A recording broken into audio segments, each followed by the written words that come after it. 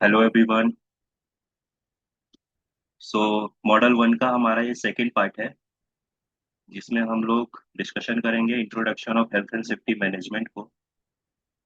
Previous part में हम लोगों ने डिस्कशन किया था कि हेल्थ एंड सेफ्टी को वर्क प्लेस पे इफेक्टिवली मैनेज करने के लिए क्या कारण होते हैं, क्या रीजंस होते हैं। सो उसमें हमने थ्री रीजंस को पढ़ा था: moral reason, legal reason and economic reason.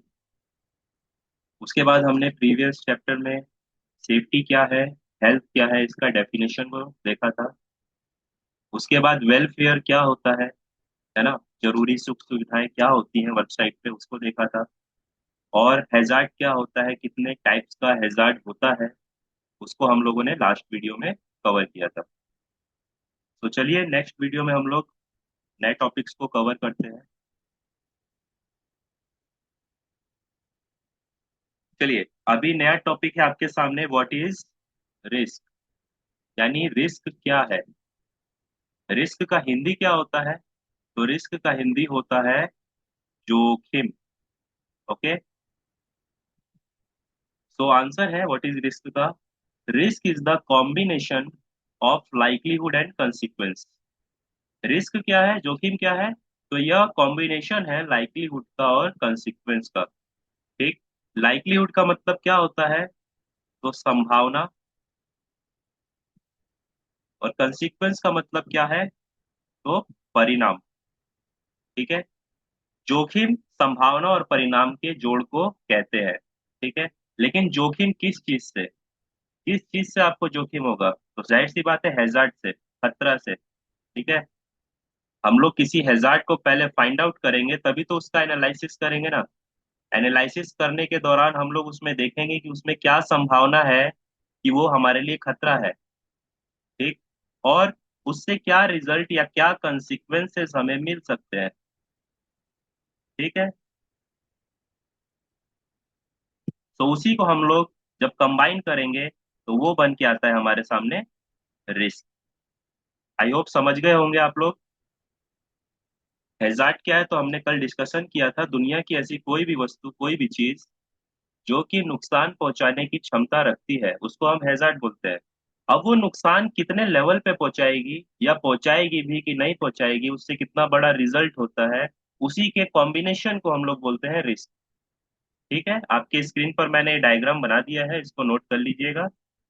Hazard से हम लोग लाइकलीहुड और कंसिक्वेंस जब पता करेंगे तो उसी प्रोसेस को बोलेंगे रिस्क। आपने टीवी पर एड देखा होगा, बहुत ही फेमस एड है ऋतिक रोशन का। माउंटेन ड्यू का ऐड करता है वो, बाइक चलाते हुए आता है और सामने एक खाई होती है, वहां पे वो रुक जाता है। क्यों रुकता है? क्योंकि वो जो खाई है क्या है, खतरा है, हैजार्ड है।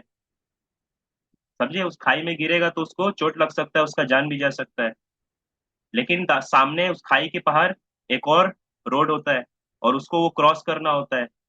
तो वो क्या करता है, पहले वेट करता है, देखता है कि मैं क्रॉस कर पाऊंगा कि नहीं कर पाऊंगा।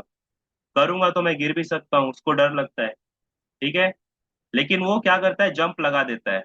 और जंप लगाने के बाद वो दूसरे रोड पे पहुंच जाता है। तो यहाँ पे कंसीक्वेंस क्या मिला कि वो सुरक्षित है, सेफ है। लेकिन यहाँ पे संभावना ये भी था कि वो अगर इसमें गिरता तो उसको चोट लग सकता था। ठीक है। सो कंसीक्वेंस और लाइकलीहुड के कॉम्बिनेशन को ही हम लोग रिस्क कहते हैं। यानी जब कोई खतरा आपके सामने होगा तो आप उसमें जब संभावना लगाइएगा और उसमें क्या परिणाम है वो आप पता करिएगा, तो उसी कॉम्बिनेशन को हम लोग रिस्क बोलते हैं। आई होप क्लियर हो गया होगा ये टॉपिक। अब रिस्क कितने टाइप का होता है? How many types of risk? So there are two types of risk: probability and severity. अब प्रोबेबिलिटी का मतलब भी क्या होता है? तो संभावना ही होता है। ठीक है, अभी हमने ऊपर पढ़ा लाइकलीहुड, उसका मतलब भी संभावना है, तो प्रोबेबिलिटी का मतलब भी संभावना ही होता है। और सेवेरिटी का मतलब भी परिणाम ही होता है। ठीक है। तो संभावना और परिणाम दो टाइप्स होते हैं रिस्क के, जोखिम के। ठीक है। चलिए, अब आते हैं इंसिडेंट, एक्सीडेंट और नियर मिस। ये तीन टर्म्स आपको क्लियर होने चाहिए माइंड में, क्योंकि वर्क साइट पे क्या होता है, काम करने के दौरान ये तीन घटनाएं आपको मिलती है: इंसिडेंट, एक्सीडेंट और नियर मिस। अब इनका डेफिनेशन क्या है, तो डेफिनेशन तीनों का अलग अलग है, लेकिन तीनों में एक चीज कॉमन है। क्या कॉमन है? तो ये तीनों क्या है, अनप्लान्ड इवेंट है। तीनों क्या है, अनप्लान्ड इवेंट है, यानी अनचाही घटना, है ना। इसमें किसी तरीके का किसी का कोई प्लानिंग नहीं है ना। ये तीनों ही इवेंट्स क्या होते हैं, अनप्लान्ड होते हैं। ये कभी भी हो सकता है काम करने के दौरान, ठीक है, या फिर आप किसी साइट पे खड़े हैं वहां पर भी हो सकता है, आप गाड़ी चला रहे हैं वहां पे भी हो सकता है ना, आप घर में हैं तो भी हो सकता है। तो कैसे हो सकता है उसको देखेंगे हम लोग। इंसिडेंट, इसको हम लोग क्या बोलते हैं हिंदी में, तो इसको हिंदी में बोला जाता है घटना। अब ये क्या है, तो इंसिडेंट एनी इवेंट दैट में रिजल्ट इन इंजरी, लॉस और डैमेज और मे नॉट बी, ठीक है। तो इंसिडेंट क्या है, यह एक ऐसा अनवांटेड इवेंट है जो रिजल्ट स्वरूप, परिणाम स्वरूप आपको इंजरी, लॉस और डैमेज दे सकता है और नहीं भी। यानी इसमें 50-50% का चांस रहता है कि आपको चोट लग भी सकता है और नहीं भी लग सकता है। और एक्सीडेंट क्या है, तो एक्सीडेंट को हिंदी में हम बोलते हैं दुर्घटना, ठीक है। अब इसका डेफिनेशन क्या है, तो any unplanned event that result in injury और इल हेल्थ टू पीपल और लॉस ऑफ प्रॉपर्टी और द लॉस ऑफ एनवायरमेंटल और लॉस ऑफ बिजनेस अपॉर्चुनिटी, ठीक है। एक्सीडेंट भी एक अनप्लान्ड इवेंट होता है, अनवांटेड अनचाहा इवेंट होता है, जो कि परिणाम स्वरूप आपको इंजरी, इल हेल्थ यानी तबियत खराब होना, हेल्थ स्वास्थ्य बिगड़ना, है ना, लॉस ऑफ प्रॉपर्टी प्रॉपर्टी का नुकसान होना, लॉस ऑफ एनवायरमेंटल एनवायरमेंटल का नुकसान होना, और बिजनेस अपॉर्चुनिटी खो देना यानी अपंगता आ जाना।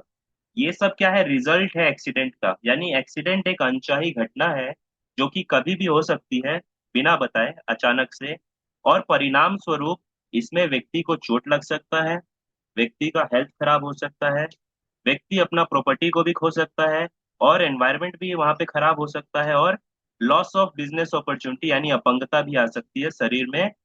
अपंगता कह लीजिए जिसमें कि विकलांग हो जाता है व्यक्ति, वो हो सकता है जिससे कि वो फ्यूचर में किसी काम को कर नहीं सकता है, ठीक है। तो ये एक्सीडेंट है। अब नियर मिस क्या है, तो नियर मिस का मतलब हिंदी में होता है बाल बाल बचना, ठीक है। नियर मिस का मतलब क्या है हिंदी में, बाल बाल बचना या होते होते रह जाना, ठीक है, जिसको हम नियर मिस का घटना बोलते हैं। डेफिनेशन देख लेते हैं इसका।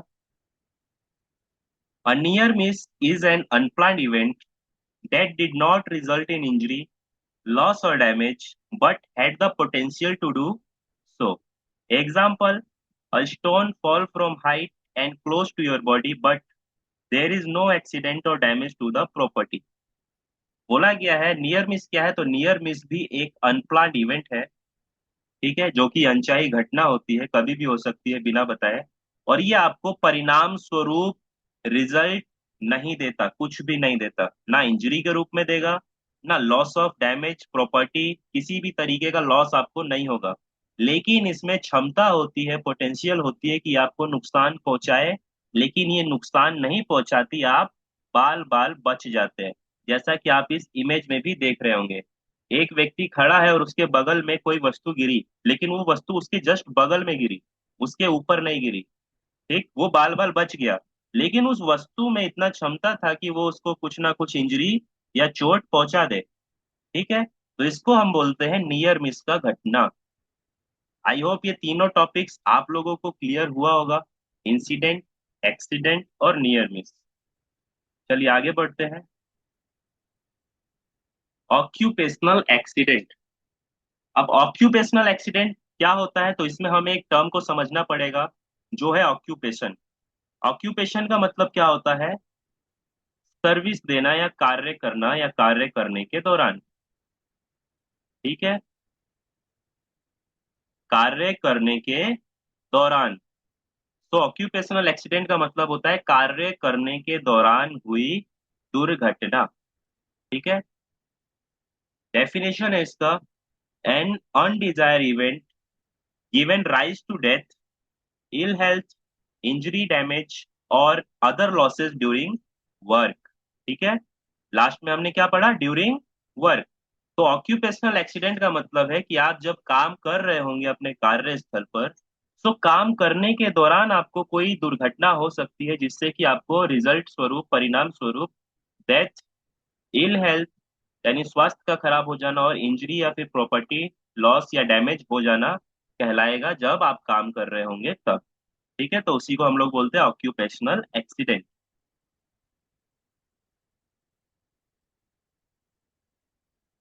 चलिए, अभी तक हमने पढ़ा कि एक्सीडेंट क्या है। Accident, incident, near miss, occupational accident, इन सब के बारे में पढ़ा। अभी हम लोग देखेंगे एक्सीडेंट कितने टाइप्स का होता है। ठीक है, एक्सीडेंट के भी क्या है, टाइप्स होते हैं। तो एक्सीडेंट का डेफिनेशन आप लोगों ने पढ़ लिया है ऊपर, एक बार फिर देख लेते हैं। Accident is undesirable, unplanned event which result in personal injury, damage to property or equipment or loss of outputs, etc.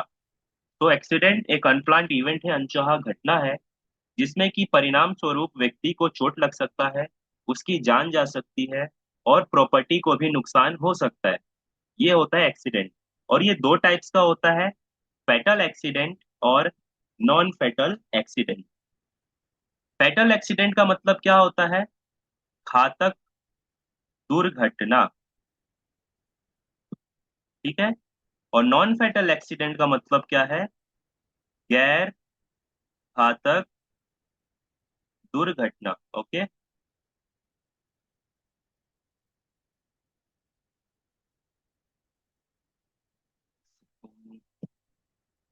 User काम नहीं कर रहा।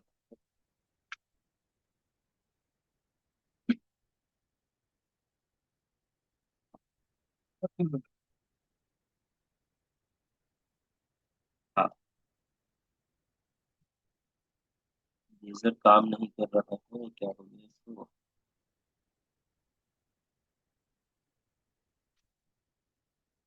चलिए, नॉन फैटल को क्या बोलते हैं? गैर घातक दुर्घटना। ठीक है,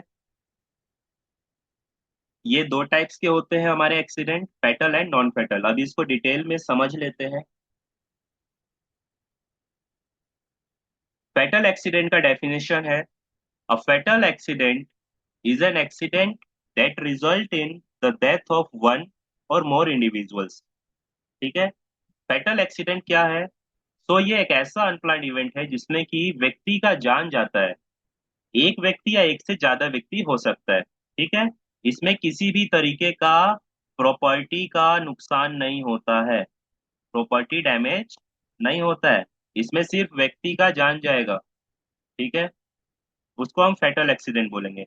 अब ये भी दो टाइप्स का होता है। दो टाइप्स का कैसे? इसमें एक मेजर होता है, एक डिजास्टर फैटल एक्सीडेंट होता है। तो मेजर एक्सीडेंट में क्या होता है कि व्यक्ति का जान जाएगा। ठीक है, यहाँ पे प्रॉपर्टी लॉस नहीं होगा, सिर्फ व्यक्ति का जान जाएगा। ठीक। और डिजास्टर फैटल एक्सीडेंट में क्या होता है? व्यक्ति का जान तो जाएगा, प्लस प्रॉपर्टी का भी नुकसान होगा। ठीक है, major fatal accident where there is loss of life, one or more individuals. Disaster fatal accident where there is loss of life and property loss। Okay, तो ये हो गया हमारा फेटल एक्सीडेंट और उसके दो टाइप्स। नेक्स्ट है नॉन फेटल एक्सीडेंट, यानी गैर घातक दुर्घटना। Non fatal accident means injury, disability, loss of eyesight etcetera. ठीक है, यहाँ पे किसी भी इंडिविजुअल का डेथ नहीं हो रहा है, ये याद रखिएगा। नॉन फैटल एक्सीडेंट कैसा एक्सीडेंट है? तो गैर घातक है, इसमें व्यक्ति का अपंगता होता है, उसका जान नहीं जाता है। ठीक है, so non fatal accident means injury, disability, loss of eyesight etcetera. There are two types of non fatal accidents as well, minor and moderate. Minor क्या? तो where there is no loss of life, यानी यहाँ पे भी जान नहीं जाएगा लेकिन छोटी मोटी चोट लग सकती है, जैसे मोच आ जाना। ठीक है, हल्का सा आपका फिंगर क्रश हो जाना, खरोच आ जाना, पिंच पॉइंट्स में उंगली चला जाना, है ना, बुखार आ जाना, ये सब क्या है आपका नॉन फैटल एक्सीडेंट का माइनर टाइप है, जिसमें आप थोड़े देर के लिए रेस्ट करके अपना काम को तुरंत शुरू कर सकते हैं। लेकिन मॉडरेट नॉन फैटल एक्सीडेंट क्या है, तो where there is injury but no loss of life, यानी यहाँ पे भी आपका डेथ नहीं होगा, किसी व्यक्ति का डेथ नहीं होगा, लेकिन उसको इंजरी होगी। इंजरी कैसी, तो उसको डिसेबिलिटीज हो सकती है, यानी उसका हाथ पैर फ्रैक्चर हो सकता है, बॉडी के किसी पार्ट में सीरियस इंजरी हो सकती है, ठीक है, जिससे कि वो डिसेबल्ड हो जाएगा। इसको हम लोग बोलते हैं नॉन फैटल एक्सीडेंट का moderate type. I hope clear हुआ होगा आप सभी को। Fatal accident, non fatal accident, ये दोनों क्या है, तो एक्सीडेंट के टाइप्स है, और इनके भी दो दो सब टाइप्स होते हैं, जो कि है फैटल एक्सीडेंट का मेजर और डिजास्टर, नॉन फैटल एक्सीडेंट का माइनर और मॉडरेट। ठीक है, तो इन सभी को नोट्स कर लीजिएगा आप लोग, और जिसको भी नोट्स नहीं मिला है वो व्हाट्सएप ग्रुप पे हमारे मैसेज कर दीजिएगा, तो वहाँ पे आपको नोट्स प्रोवाइड कर दिया जाएगा पीडीएफ फॉर्म में।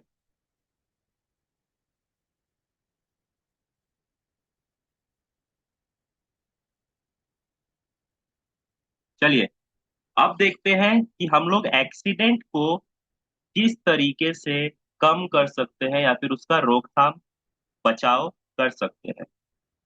Way of prevention of accident, यानी एक्सीडेंट को हम किस तरह से रोक सकते हैं एक वर्क साइट पे होने से। ठीक है, तो सबसे पहला पॉइंट इसमें बता रहा है provide safe place of work, यानी अपने वर्कर्स को कार्यस्थल पे कार्य करने के लिए सुरक्षित स्थान, सुरक्षित वातावरण प्रोवाइड कीजिए। इससे क्या होगा, हम एक्सीडेंट के चांसेस को कम कर सकते हैं। ठीक है, हम एक्सीडेंट को 100% खत्म नहीं कर सकते। ठीक है, 100% एक्सीडेंट को हम लोग खत्म नहीं कर सकते। क्यों नहीं कर सकते, क्योंकि एक्सीडेंट क्या है, अनप्लान्ड इवेंट होता है ना, अनचाहा घटना कभी भी हो सकता है। ठीक, कभी भी इन द सेंस, अगर आप अच्छे से सुरक्षित तरीके से काम कर रहे हैं, लेकिन भूकंप आ जाए, सुनामी आ जाए, ये तो भाई प्राकृतिक आपदा बता के नहीं आती है, तो हो गया एक्सीडेंट, हो गई दुर्घटना, प्रॉपर्टी लॉस हुआ, व्यक्ति का जान गया। ठीक है, तो यहाँ पे कहने का अर्थ है कि एक्सीडेंट को हम लोग कंट्रोल कर सकते हैं, उससे बच सकते हैं, लेकिन 100% उसको खत्म नहीं कर सकते। तो बचने के लिए क्या उपाय है, तो सबसे पहले अपने वर्क साइट पे वर्कर्स को काम करने का जो स्थान है, जो एरिया है, वो सुरक्षित प्रोवाइड कीजिए। ठीक है, सुरक्षित प्रोवाइड कीजिए इन द सेंस, वहां पे काम करने के लिए पर्याप्त जगह होना चाहिए, वहां पे पर्याप्त रोशनी होनी चाहिए, वहां का व्यवस्था अच्छा होना चाहिए, हवा का आदान प्रदान प्रॉपर होना चाहिए, जिससे कि वर्कर्स अपने कार्यस्थल पे अच्छे से काम कर पाएंगे। सेकंड है provide safe machineries and equipment, यानी अपने वर्क प्लेस पर वर्कर्स को सेफ मशीन और सेफ इक्विपमेंट्स प्रोवाइड करना। जैसे कोई व्यक्ति वेल्डिंग का काम करने वाला है, तो उसको वेल्डिंग के काम के लिए जो मशीन प्रोवाइड करेंगे आप, वेल्डिंग मशीन, वो कैसा होना चाहिए, तो वो सेफ होना चाहिए, काम करने के लिए फिट होना चाहिए। ये नहीं कि आप ऐसा मशीन प्रोवाइड कर दीजिए उसको जिसका कि तार कटा हुआ है, उसका बॉडी पार्ट में किसी तरीके का डैमेज है, उसका स्विच काम नहीं कर रहा है, उसका नोजल काम नहीं कर रहा है, उसमें से बहुत आवाज आ रहा है ना, मशीन स्पार्क कर रहा है, तो इस तरीके का मशीन इक्विपमेंट अपने को वर्कर्स को प्रोवाइड नहीं करना होता। ठीक है, इससे क्या होगा, एक्सीडेंट का जो चांस है वो बढ़ जाता है। ठीक, so provide safe machinery and equipments to our workers for work. Third क्या है, provide safe method of work, यानी कार्य करने का तरीका बताइए। अपने वर्कर्स को क्या कीजिए, ट्रेनिंग प्रोवाइड कीजिए। कैसा ट्रेनिंग, तो work related training, training work related होना चाहिए आपका। ठीक है, यानी कोई भी काम करना है तो उस काम के बारे में आप वर्कर्स को ट्रेन कीजिए, काम में क्या खतरा है, कैसे उसका बचाव करना है, इसके बारे में बताइए। ठीक है, जिससे कि हम एक्सीडेंट को मिनिमाइज कर सकते हैं। फोर्थ है provide proper instruction, training and supervision. ठीक है, वर्क प्लेस पे जब भी वर्कर्स काम कर रहे होंगे, सो उनको कार्यस्थल पे प्रॉपर इंस्ट्रक्शन देते रहना है, उनका प्रॉपर सुपरविजन यानी निगरानी देखरेख करते रहना है, और उनको काम से संबंधित जो ट्रेनिंग है वो जानकारी उनको दे देनी है। इन सब चीजों से क्या होगा, वर्क साइट पे जो एक्सीडेंट होने का चांस है उसे हम कम कर सकते हैं। ठीक है, आई होप ये क्लियर हुआ होगा पॉइंट। चलिए, नेक्स्ट पॉइंट है कॉजेस ऑफ एक्सीडेंट, यानी एक्सीडेंट के क्या कारण है, एक्सीडेंट क्यों होता है। हम लोगों ने अभी जैसे ऊपर पढ़ा प्रिकॉशंस या प्रिवेंशन ऑफ एक्सीडेंट, यानी हम एक्सीडेंट को किस तरीके से मिनिमाइज कर सकते हैं।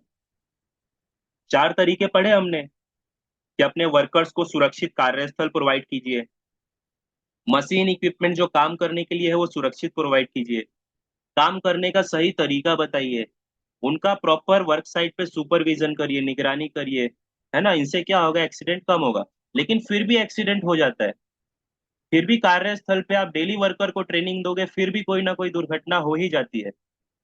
तो क्यों होती है, इसके क्या कारण है, वही हम लोग नेक्स्ट पॉइंट में डिस्कशन करेंगे। चलिए, causes of accident, a large number और factor combine to cause an accident. Basic factor responsible of causing accidents are unsafe act 88%, unsafe condition 10%, and multiple causes 2%। ठीक है, तो एक्सीडेंट होने के मल्टीपल फैक्टर्स हैं, मल्टीपल कारण होते हैं, जिसमें से ये तीन कारण सबसे ज्यादा आपको एक्सीडेंट होने का बनते हैं। जिसमें सबसे पहला है अनसेफ एक्ट, जो कि एक्सीडेंट होने का 88% चांस को क्रिएट करता है। सेकंड है अनसेफ कंडीशन, जो कि एक्सीडेंट होने का 10% चांस क्रिएट करता है। थर्ड है मल्टीपल कॉज, जो कि एक्सीडेंट होने का 2% चांस क्रिएट करता है। तो ये तीन तरीके का कारण है, इसको डिटेल में हम लोग पढ़ते हैं, देखते हैं क्या होता है अनसेफ एक्ट, क्या होता है अनसेफ कंडीशन, और क्या होता है मल्टीपल कॉज।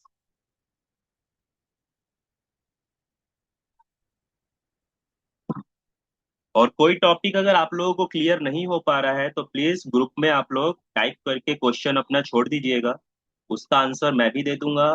जो ग्रुप में सर हैं आपके ट्रेनर ऑफलाइन पढ़ाते हैं वो भी आपको आंसर दे देंगे।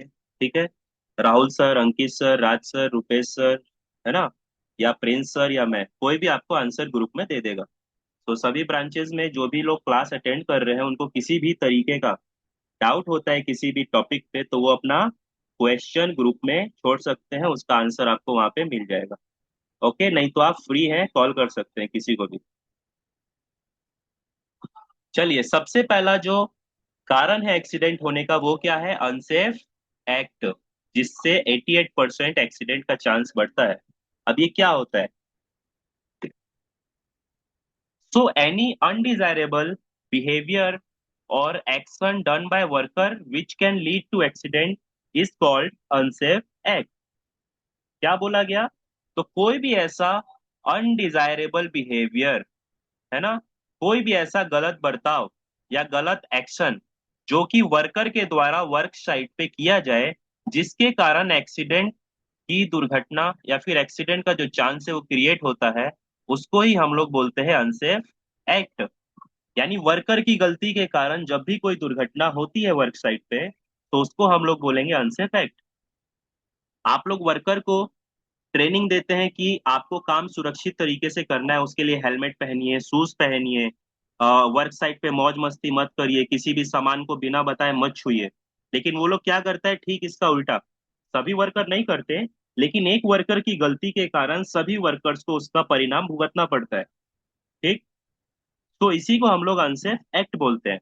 इसके एग्जाम्पल्स हैं कुछ, using equipment without approval, worker को वर्क साइट पे जब किसी मशीन, इक्विपमेंट या व्हीकल्स को छूने का अप्रूवल नहीं है और वो उसको ऑपरेट करता है या फिर उसको चलाता है, छूता है, तो उसको क्या बोलेंगे हम लोग, अनसेफ एक्ट बोलेंगे। ठीक है, जिसके कारण वो दुर्घटना हो सकती है। क्या पता वो जो मशीन है, इक्विपमेंट है, वो खराब है, या वो उसको चलाना नहीं जानता हो फिर भी वो उसको ऑपरेट कर रहा हो, तो इससे क्या होगा, दुर्घटना का चांस बढ़ेगा। नेक्स्ट है टेकिंग अनसेफ पोजीशन, अभी वर्कर्स क्या करते हैं, उनका काम करने के दौरान जब किसी जगह पे हाथ नहीं पहुंच रहा होता है तो वो कुछ जुगाड़ लगा के, ईंटा पत्थर लगा के, फिर अपने आप को किसी कॉर्नर पे खड़ा करके वहां तक पहुंचने का, रीच आउट करने का कोशिश करते हैं। तो ये सब क्या कहलाता है? अनसेफ पोजीशन, गलत पोजीशन में काम करना। ठीक, इससे भी एक्सीडेंट का चांस क्रिएट होगा। थर्ड है loading unloading of material irresponsible manner. यानी जब आप मटेरियल को लोड अनलोड करोगे और उसको सही तरीके से लोड अनलोड नहीं करोगे, ऊपर से फेंकोगे नीचे की तरफ, या नीचे से ऊपर लोड कर रहे हैं तो फेंक के लोड कर रहे हैं, तो उससे क्या होगा? मटेरियल भी डैमेज होगा और उससे किसी को चोट भी लग सकती है। तो ये भी क्या है? अनसेफ एक्ट है। Not using personal safety device like helmet, gloves, etcetera.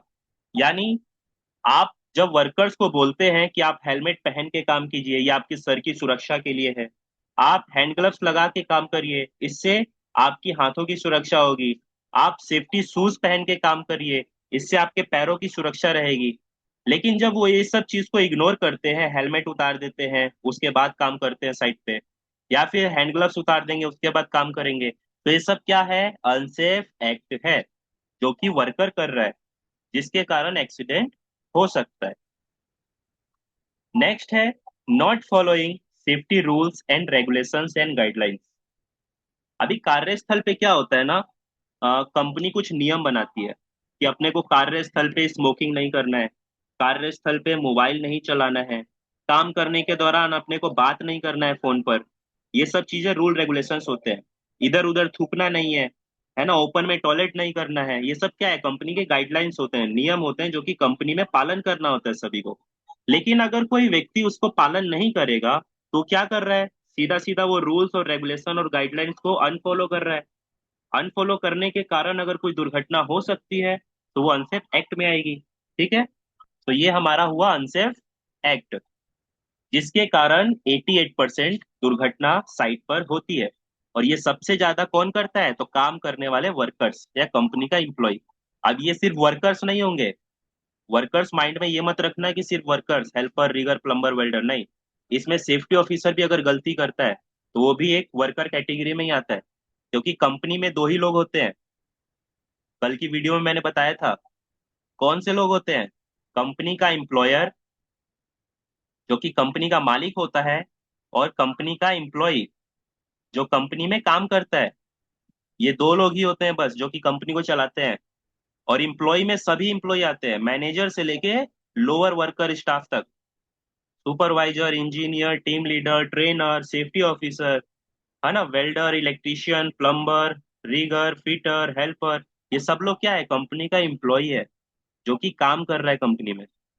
तो इन सभी के द्वारा जब कोई दुर्घटना होती है या इनकी गलती के कारण कोई दुर्घटना होती है तो उसको हम अनसेफ एक्ट में काउंट करते हैं। आई होप क्लियर हुआ होगा ये पॉइंट आपको अच्छे से।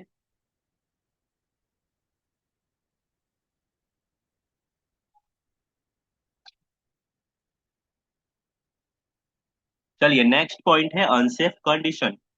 अनसेफ कंडीशन के कारण 10% दुर्घटना होती है।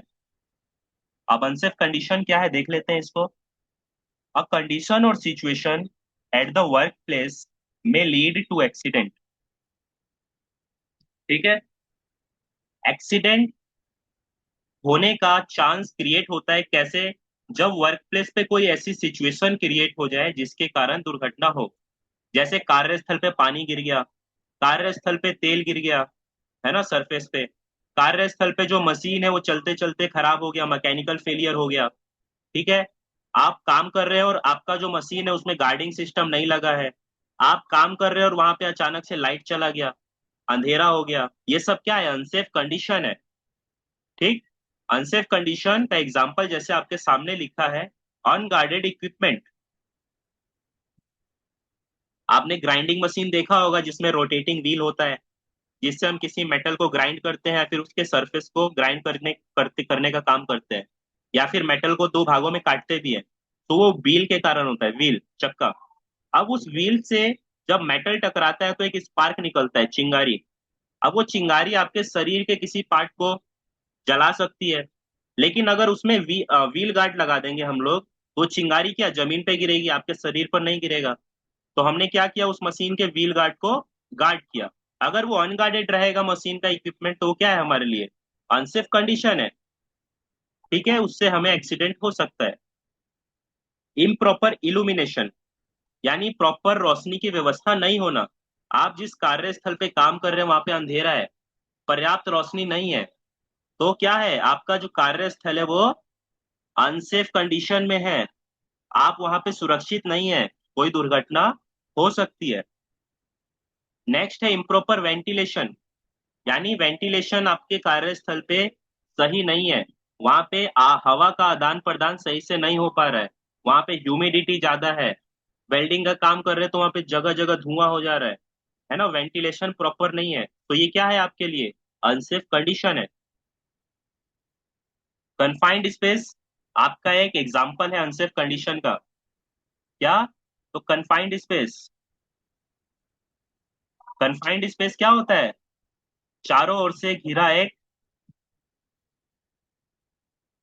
जगह होता है, स्थान होता है, ठीक है, जहाँ पे रोशनी नहीं होती, वेंटिलेशन नहीं होता है, टॉक्सिक गैसेस होती हैं, तो ये क्या है, आपका एक अनसेफ कंडीशन का एग्जाम्पल है। ठीक है, जहाँ पे आप काम सुरक्षित रूप से नहीं कर पाते हैं, वहां पे आपको किसी ना किसी तरीके का चोट लगने का, दुर्घटना होने का चांस रहता है। Unsafe design and construction of the area, यानी आप जिस एरिया में काम कर रहे हैं वो पर्याप्त रूप से नहीं है काम करने के लिए। वहां पे किसी तरीके का लाइट का व्यवस्था नहीं है, हवा का व्यवस्था नहीं है, बैठने का व्यवस्था नहीं है ना, तो वो क्या है, आपका जो कार्यस्थल है वो काम करने के लिए अच्छा डिजाइन नहीं किया गया है। एग्जाम्पल में भी एक एग्जाम्पल दिया गया है, एक सस्पेंडिंग लोड यहाँ पे छोड़ दिया गया है, ये सस्पेंडिंग लोड, और उस सस्पेंडिंग लोड के नीचे एक व्यक्ति आके खड़ा हो गया। तो यहाँ पे ये सस्पेंडिंग लोड क्या है, अनसेफ कंडीशन में है। इस पे अगर कोई व्यक्ति आता है तो उसके ऊपर वो लोड गिर सकता है, जिसके कारण चोट लग सकती है उस व्यक्ति को। ठीक है, तो ये होता है हमारा अनसेफ कंडीशन। और थर्ड होता है हमारा मल्टीपल कॉज। मल्टीपल कॉज को मैं ऐसे समझा देता हूँ आपको, 2% जिससे एक्सीडेंट्स होते हैं।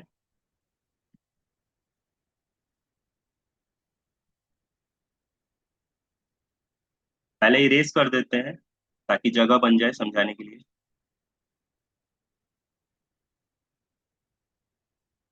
चलिए, मल्टीपल कॉज। अब मल्टीपल कॉज क्या होता है,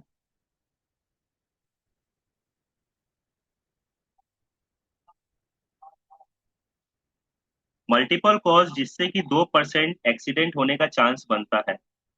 अब ये मल्टीपल कॉज क्या है, तो जो आप क्या बोलते हैं उसको, नेचुरल डिजास्टर।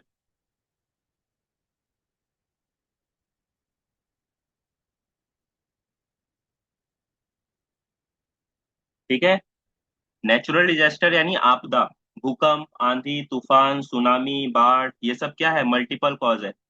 यानी 2% इससे दुर्घटना होने का चांस बनता है कार्यस्थल पे।